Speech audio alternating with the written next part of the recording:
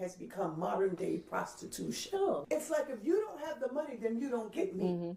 If you don't have the money to take me the amount that I think you have, then you can't even have a conversation with me. If you don't have the amount of money to take me and my girls to celebrate my birthday, then guess what? Then I'm not going to be around you. We have now come to a place where we're actually selling ourselves for money. We're not really looking for men, we're looking for money. This conversation on relationship is intensifying every single day. It seems like it's becoming more and more intense.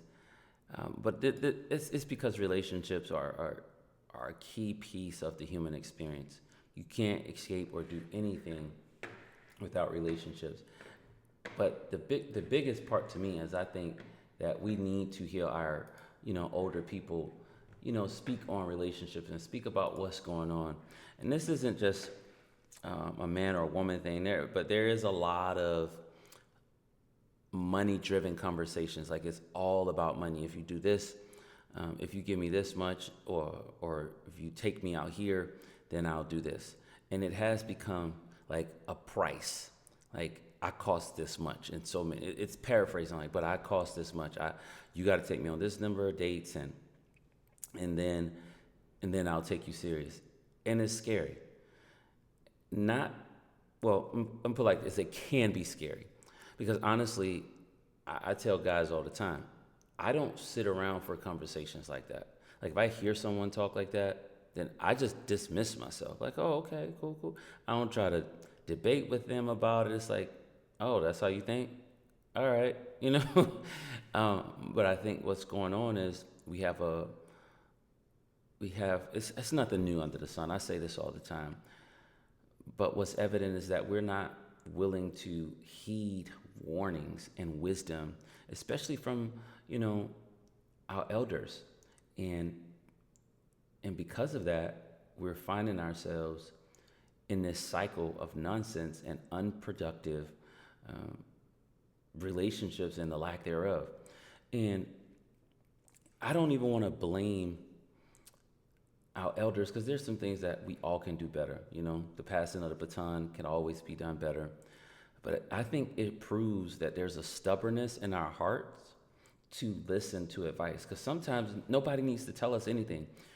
The answer is right in front of us because of the cycles that we're in, and it's not working out the way we want. And if we would just pay attention and say, hey, you know what? I've been doing the same thing the same way, and it has not worked.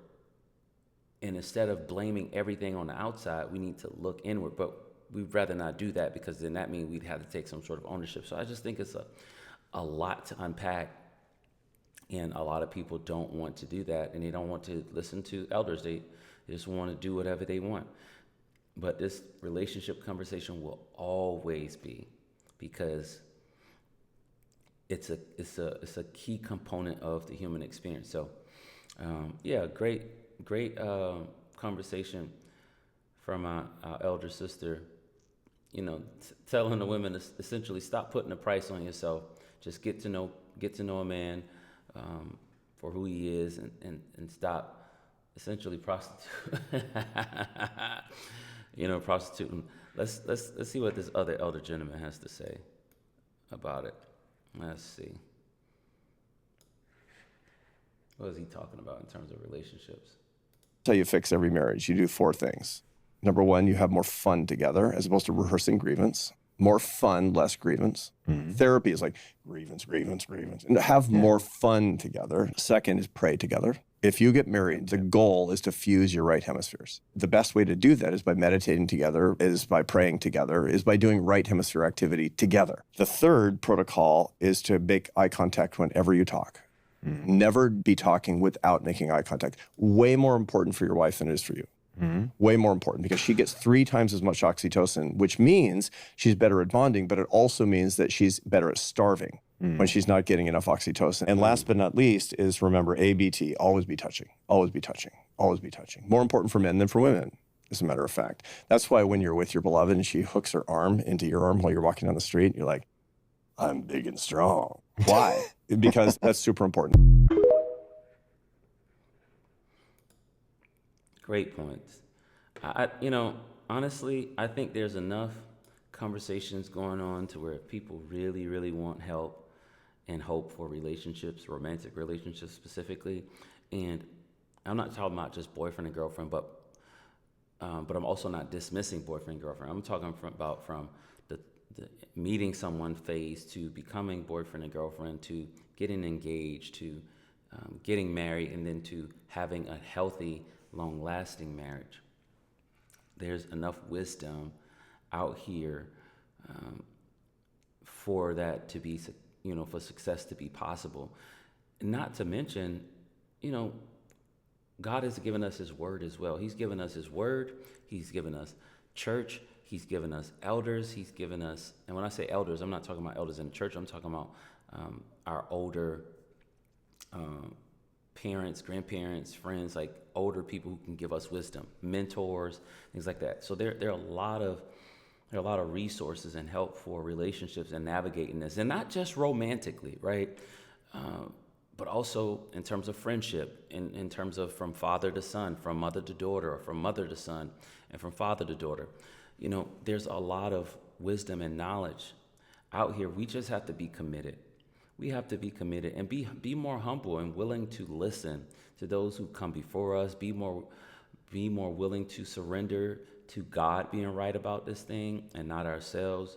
To understanding that there's not anything new under the sun. So though our elders may not be as up to date on trends and different dating apps and stuff like that and what's going on, the wisdom and the principles that they give still apply. So we just have to be just more engaged in that and more humble and willing to listen. Because listen, if we don't heed what they tell us, failure is on the way. There's a scripture in the Bible that says, take heed, lest you fall. So it's like, if we don't listen to the wisdom, if we don't hear them out and take their suggestions at face value, then failure is on the way. It's not a matter of if, but when. So we got to listen. But I think the relationship conversations are great, and we just have to continue to make sure that we're putting the right energy into these conversations, meaning like someone like myself who does content, making sure I share relationship perspectives from a biblical standpoint, from a standpoint of wisdom from someone older or from a mentor, rather than just being in my own head and saying, oh, I know it all, or listening to men in echo chambers who say certain things about women, or listening to women who are in echo chambers who are saying certain things about men. Like, that will always get you in trouble, but you got to be willing to listen to the wisdom of God and the wisdom of elders who come before you who has success. Or, because, not all people who have, everyone didn't have success, but sometimes they can teach you a lot from their failures. So we just have to be willing to listen. And I don't think God created relationships for us to fail at them.